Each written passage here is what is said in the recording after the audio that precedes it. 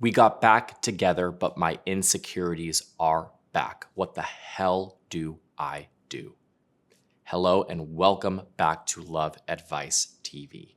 If this is your first time visiting the channel, welcome. Please make sure you hit that subscribe button and become part of the community. If you've already been part of the community for quite some time, welcome back. My name is Danny, and I'm one of the head coaches here at the With My Ex Again project and the Happily Committed project, and obviously on the channel that we are on today, which is Love Advice TV. This question is something that I get asked quite frequently in my one-on-one coaching sessions, right? And it has everything to do with your insecurities coming back when you finally achieve your goal, right? You've been wanting to get your ex back. You have been dying to be in this situation. You finally get it. You're feeling good. Things are going great. The dynamic is amazing. And then all of a sudden, those little insecurities start to creep back. You start to find yourself becoming more jealous. You start to find yourself questioning a lot of things, overthinking situations, second guessing yourself, and you're probably thinking to yourself, shit, I thought I was in a better place. I'm obviously not. Am I ready for this? Which actually starts to feed your insecurities even more, right? So the question always becomes, or the question always is, what do I do? Coach Danny, what do I do? I do not want to mess this opportunity up a second time. Help me to not mess it up. The first thing that I always recommend is take a pause. Take a step back, right? What were the things that we worked on during the no contact period?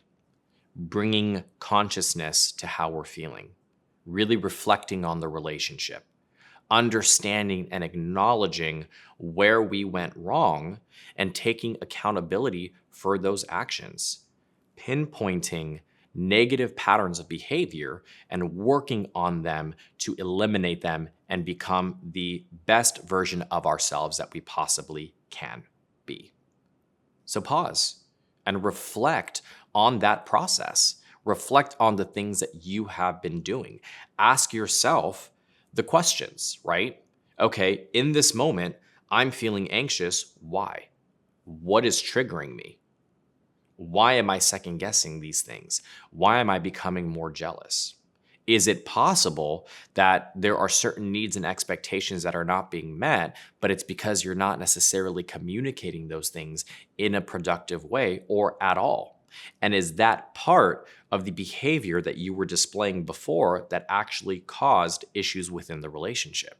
You know, it's very common that we fall back into old patterns of behavior and the way that we used to do things when we are back in a familiar situation, right? The dynamic may be different, but that person is still the same person. Sure, they may have changed certain things. Sure, there may be new facets to their personality, but they are that same person. And even just being around that same person may trigger old patterns of behavior. So it's about being very conscious and cognizant of those things. So reflect. The second thing is implement healthy routines, right? The routines that you were doing when you were single and you were trying to work on yourself to get your ex back, if you stop doing those things, go back to those things. Maintaining a sense of independence, maintaining your own routines is incredibly healthy. They're healthy boundaries, right? You are cultivating your own life. You have your own support system. You have your own hobbies, your own desires, your own needs. But then you're sharing those experiences with your partner. It's not just about only doing things with your partner. And I get it. We're excited. We want to spend as much time with our ex as possible because we have been given this golden opportunity to be in a relationship again. But that is where we make the mistake. And we start to invest all of ourselves into this person again, and we lose ourselves. So go back to maintaining and picking up those healthy routines and habits that you had during the no contact period. The third thing here is communicate, right? Make sure you are communicating how you are feeling, but before you do that, communicate with yourself. It's not just about communicating with your partner, it's about communicating with yourself and trying to understand what is at the root of what you are feeling. Once you are able to identify that and maybe work through some of those things, you can communicate with your partner how you are feeling, which may also be something that you are struggling with, which is why you are feeling the way that you are feeling. If that is the case, obviously, communicating and practicing your communication is what's going to be necessary at this point. If you struggle with communication, which most people do, I've created this incredible training for you specifically around communication so that you can learn the fundamentals and actually be able to resolve conflict so that the second time around, which is the opportunity you have right now, is not ruined.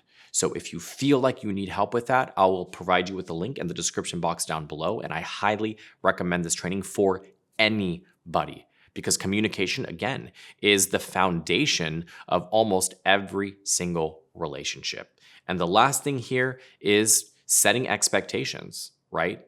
And what your needs are.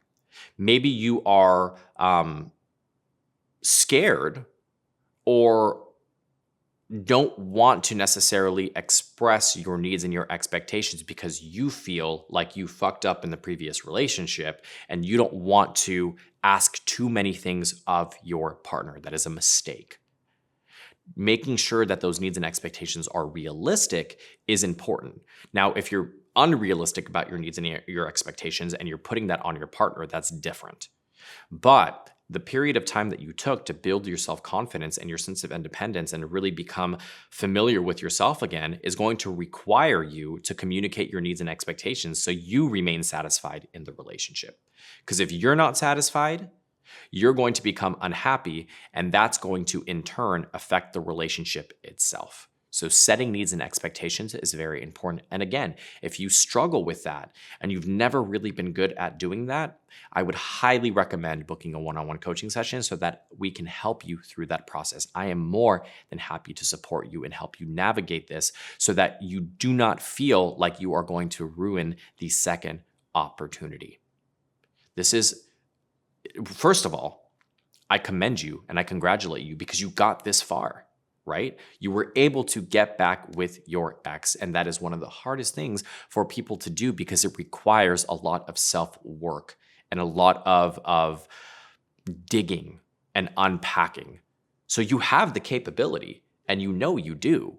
It's about trusting yourself and implementing what you were implementing during the no contact period, using those tools and those resources to maintain a healthy and balanced relationship. But again, if you feel like you need help navigating that, I'm more than happy to walk you through that process. I help clients all the time to maintain and sustain their relationships after they get back with their ex, because at the end of the day, that is the big goal, to keep the relationship. It's not just about getting your ex back. That's a huge achievement. But at the end of the day, it's about keeping them. And that's what we are trying to do. So if you feel like you need help with that, I will also provide you with a link down in the description box below so you can book your one-on-one coaching session and we can start to take control of your life once again and eliminate these insecurities that you feel are potentially going to ruin the new relationship.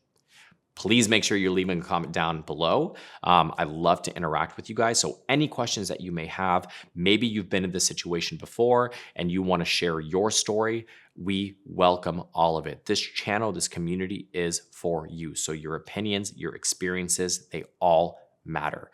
I love engaging with you guys. I try to answer as many of the questions as I possibly can in the comment section. So again, please make sure you are engaging in the community because at the end of the day, that is what it is all about.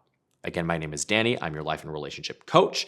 I hope you found this video helpful. Again, if you have any more questions, leave them down in the comment boxes below, and I will try to answer as many as I possibly can. Hope you're staying happy and healthy, and I'll see you guys in the next video.